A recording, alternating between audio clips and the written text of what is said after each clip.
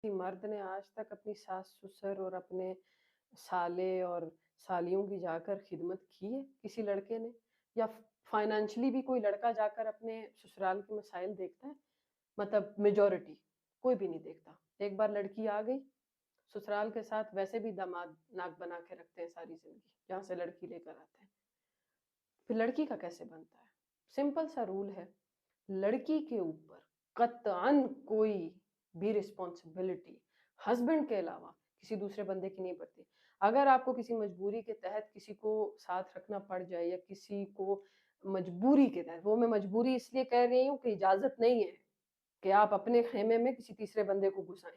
آپ گھسائیں گے، آپ کی پرائیویسی گئی، آپ کے آپس کا تعلق گیا. اس کے بعد آپ اتنے فارمل ہو جائیں گے کہ آپ محسوس بھی نہیں کر پائیں گے کہ یہ میری بیوی ہے یا یہ میرا گھر ہے.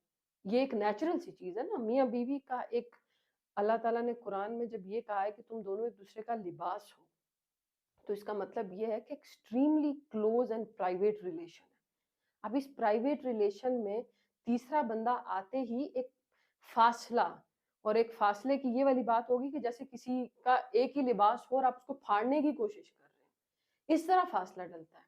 تو اس چیز کی پرمیشن نہیں ہے. لیکن اگر کوئی مجبوری کے تحت ساتھ رہے یا کسی بھی مقصد سے کبھی کبھار ضرورت پڑ جاتی ہے، کوئی رہتا ہے، ہر بندہ اپنا کام خود کرے. نبی علیہ الصلوۃ والسلام مرد تھے، جب انہوں نے اپنی زندگی بھر اپنے کام خود کیے، تو یہ کون سا دین ہے کہ عورت ہی پکائے گی، عورت ہی صفائیاں کرے گی، عورت ہی برتن دھوئے گی، عورت ہی پورے گھر کے پوچے لگائے گی؟ یہ کسی دین میں نہیں لکھا ہوا. گھر کے کام، مرد جب باہر سے واپس آتے ہیں تو اپنی بیویوں کا ہاتھ بٹائیں گھر کے کاموں میں، کیونکہ باہر اگر آپ کی ڈیوٹی 8 گھنٹے 6 گھنٹے یا 9 گھنٹے ہے، تو گھر میں جو بیوی ہوتی ہے اس کی ڈیوٹی 24/7 ہوتی ہے.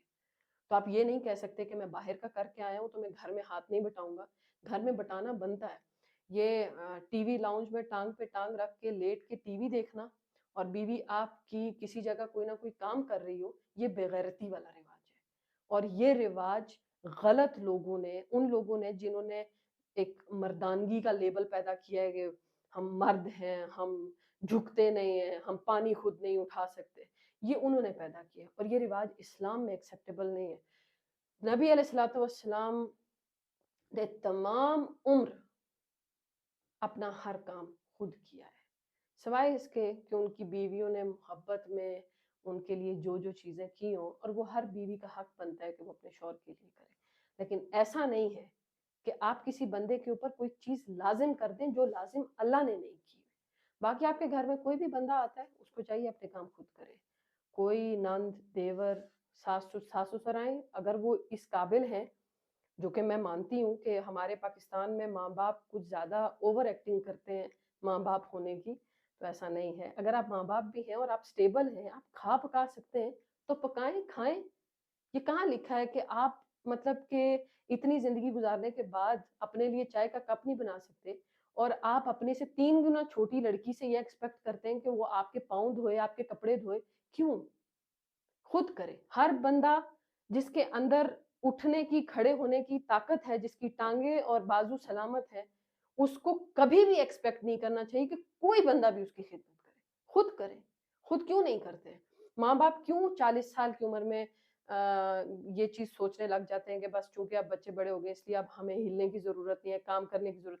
آپ ہلیں گے نہیں، کام کریں گے نہیں، آپ کو بیماریاں لگیں گی، آپ کی مینٹل ہیلتھ ضائع ہو جائے گی. فارغ انسان شیطان کے لیے ایک گھر ہوتا ہے. شیطان وہاں آ کے بیٹھتا ہے اور پھر اسکیمیں چلاتا ہے. یہ جو ہمارے پاکستان میں یہ جو جھگڑے ہوتے ہیں نا آپس میں، یہ میجورٹی فارغ لوگ کرتے ہیں. جو یہاں سے فارغ ہوتے ہیں، کام کوئی نہیں ہوتا، اب ظاہر سی بات ہے 2 عورتیں مل کے بیٹھی ہوئی ہیں، تیسری کے خلاف ایک اسکیم چل رہی ہے، تب ہوتا ہے. اگر کام ہوگا، آپ مصروف ہوں گے، پھر آپ دیکھیے گا کہ آپ کی اپنی کیا عزت ہوگی اور آپ کے جو رشتے ہیں ان کے بیچ میں آپ کا کیا مقام ہوگا. فارغ انسان چاہے جوان ہو چاہے بوڑھا ہو، اس کی زندگی بیکار ہوتی ہے. بیکار ان سینس کہ وہ اپنے آپ کو بیمار کر رہا ہوتا ہے سوچوں میں ڈال کے، وہ اپنے آپ کو بیمار کر رہا ہوتا ہے کھا کھا کے، بیٹھ بیٹھ کے. آج کل کے دور میں آٹومیٹک دور ہے، مشین والا دور ہے. آپ ایک چپاتی بھی کھاتے ہیں نا، تو وہ چپاتی بھی جب تک آپ ہلیں گے نہیں تو وہ آپ کے اندر ایک طرح سے سٹور ہو رہی ہے. تو ہمارے ہاں یہ سسٹم ہے، بس ہر بندے کو 40 کے بعد بیمار ہونے کا شوق ہے، حالانکہ اسلام نے تو کلیئرلی بتایا ہے کہ اللہ تعالیٰ کو ضعیف مومن سے زیادہ قوی مومن پسند ہے، یعنی صحت مند بندہ۔ اپنے آپ کو کوئی بندہ صحت مند نہیں رکھتا۔ جیسے ایک مائنڈ سیٹ ہے کہ ہم نے 40 کے بعد بیمار ہونا ہی ہونا ہے اور ہم نے اپنے آپ کو خراب کرنا ہے، تو یہ سسٹم اسلام میں تو نہیں ہے۔ یہ ٹوٹلی اپنے بنائے ہوئے رسم و رواج، اپنے بنائے ہوئے طریقے ہیں۔